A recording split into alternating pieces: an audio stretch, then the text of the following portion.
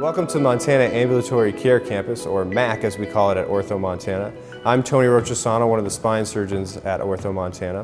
So we wanted to make one location where we could collaborate with multiple different providers, but also focus on total joint replacement and spine surgery in an outpatient setting, which is not commonly done in this area. So we have multiple doctors rotating through, but also we have non-operative providers as well as our physical therapists, as well as our nurses taking care of patients after surgery.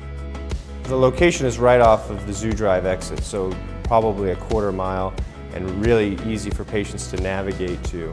They're also able to park their car about 10 feet from the door so that they're able to walk in and not have to worry about trying to get lost in a long hallway or a large medical center.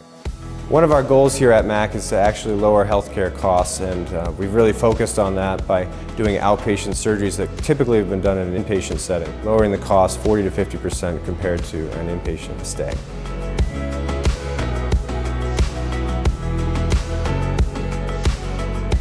So in summary, thanks for visiting the MACC, and we appreciate you taking your time to watch this video. Feel free to give us a call at any point. We're here to help you at all times. Thank you.